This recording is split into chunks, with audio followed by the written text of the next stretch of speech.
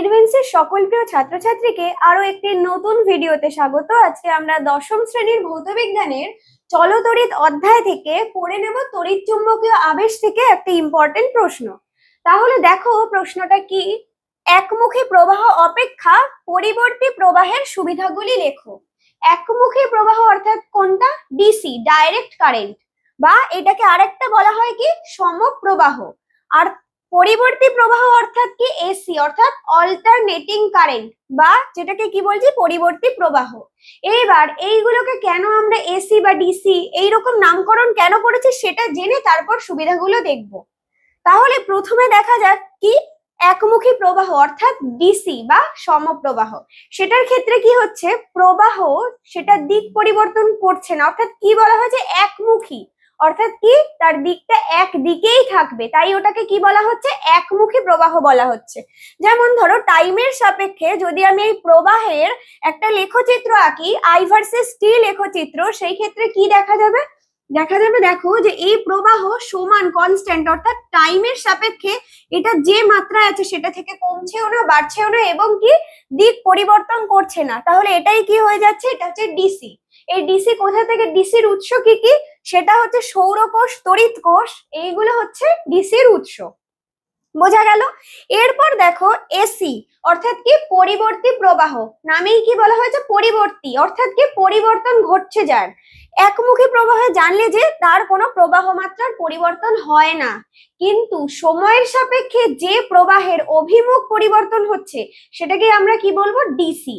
এই এসি অর্থাৎ কি হয়ে যাচ্ছে, ওটা হয়ে যাচ্ছে পরিবর্তী প্রবাহ। যেমন দেখো এই লেখচিত্র যদি অঙ্কন করা হয় মানটা নিয়ে, কার সাথে কার, আই ভার্সেস টি, অর্থাৎ তড়িৎ প্রবাহের সাপেক্ষে কার সাপেক্ষে, সময়ের সাপেক্ষে তড়িৎ প্রবাহ। সেই ক্ষেত্রে কি হচ্ছে ভালো করে দেখো, প্রথমে যে কনস্ট্যান্ট আই থেকে শুরু হয়েছে, অর্থাৎ যে তড়িৎ প্রবাহ নিয়ে মানটা শুরু হয়েছে সেটা কি হয়ে যাচ্ছে সময়ের সাথে সাথে কি দিক পরিবর্তন করছে। অর্থাৎ প্রথমের দিক কোন দিকে ছিল, এই দিক বরাবর ছিল, কিন্তু পরবর্তীতে কি হয়ে যাচ্ছে সময়ের সাপেক্ষে, অর্থাৎ একটা টাইম পরে সেটা কোন দিকে হয়ে যাচ্ছে, উল্টো দিকে তার প্রবাহের অভিমুখ হয়ে যাচ্ছে। তারপর সেই টাইমের পরবর্তী সময় আবার দেখো আগের প্রবাহের অভিমুখে এটা চলে আসছে, অর্থাৎ নির্দিষ্ট সময় গ্যাপে গ্যাপে এটা ঘটছে। এইবার এটা থেকে আরেকটা জিনিস বুঝতে হবে যে এইখানে কম্পাঙ্ক কতটা হতে পারে। যে আমাদের গৃহস্থালিতে যে 50 হার্টজ কম্পাঙ্ক হয়, কম্পাঙ্ক অর্থাৎ কি একটা পূর্ণ চক্র শেষ করতে যে টাইমটা নিচ্ছে, এক সেকেন্ডে কতগুলো পূর্ণ চক্র সম্পন্ন করছে। তা একটা পূর্ণ চক্র বলতে আমরা কি বুঝবো, খালি কি এইটুকু না, পূর্ণ চক্র অর্থাৎ যেখান থেকে শুরু হয়েছে শেষ হয়ে দেখো সেই জায়গাটাই, সেই যখন সেই প্রবাহের মানে এসে পৌঁছাবে সেটাই হচ্ছে একটা পূর্ণ চক্র। অর্থাৎ দেখো এটা বেড়েছে আবার কমেছে, কমে গিয়ে আবার যখন সেই আগের সিচুয়েশনে এসছে, দেখো এইখানে মানটা কিন্তু আই এর সেম, সেটাই হচ্ছে কি একটা পূর্ণ চক্র কমপ্লিট করা। তাই তো এবার কম্পাঙ্ক অর্থাৎ কি এক সেকেন্ডে কতগুলো পূর্ণচক্র কমপ্লিট করে। এবার বাড়ির ক্ষেত্রে দেখা যায় গৃহস্থালিতে কত, সেটার মান 50 হার্টজ। এইবার এই পরিবর্তী প্রবাহে যে 50 হার্টজ অর্থাৎ কি 50 হার্টজ হচ্ছে এর কম্পাঙ্ক, অর্থাৎ এক সেকেন্ডে কতগুলো 50টা পূর্ণচক্র কি করছে ও কমপ্লিট করছে। এবার এটা যখন করছে তাহলে এর অভিমুখ কতবার পরিবর্তন হচ্ছে, ভালো করে দেখো, একটা প্রবাহের অর্থাৎ একটা চক্র কমপ্লিট করতে এর দুবার অভিমুখ পরিবর্তন করছে। তাহলে 50টা করতে কতগুলো করবে, 50 গুণ 2, অর্থাৎ কি হবে 100 বার অভিমুখ পরিবর্তন ঘটবে। সেক্ষেত্রে পুরো সময় সাপেক্ষেও ডিসির কিন্তু কোনো অভিমুখ পরিবর্তন হবে না। তাহলে বোঝা গেল যে একমুখী আর পরিবর্তী প্রবাহের মধ্যে কি পার্থক্য আছে।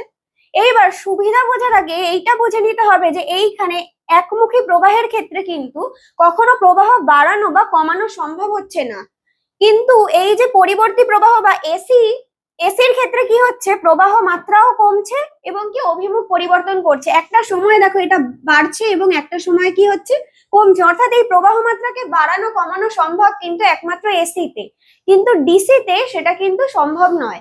তাহলে সুবিধা কি, প্রথমেই বলা যায় যখন গৃহস্থালিতে কারেন্ট নিয়ে আসা হচ্ছে, কোথা থেকে নিয়ে আসা হচ্ছে, বিদ্যুৎ, যেখান থেকে বিদ্যুৎ তৈরি হচ্ছে সেখান থেকে। তো এখন যদি সেটা ডিসিতে ব্যবহার করা হয় তাহলে কি হবে, সেটা যেহেতু প্রবাহ মাত্রা কখনো কমানো যাবে না, এর ফলে কি হবে যতটা দরকার তার থেকে কমাতেও পারছি না বাড়াতেও পারছি না, ফলে যতটা তড়িৎ শক্তি বেশি থাকবে শক্তির কি হয়? রূপান্তর হয়। এটা সবাই জানে, শক্তির রূপান্তর হয়, বিনাশ বা ধ্বংস হয় না। এটা কি? শক্তির নিত্যতা সূত্র। তাহলে এই যে শক্তি, তড়িৎ শক্তি যেটা বেশি অপচয় হচ্ছে, তাহলে ওটা কিসে পরিণত হচ্ছে? তাপ শক্তি। অর্থাৎ কি? তড়িৎ থেকে তাপ শক্তি হচ্ছে, অর্থাৎ তড়িৎ শক্তি যতটা দরকার ততটা লাগছে না এবং অপচয় হচ্ছে। সেটা কমানো কিসে সম্ভব? এই এসি কারেন্ট ব্যবহার করে কিন্তু সেটা সম্ভব।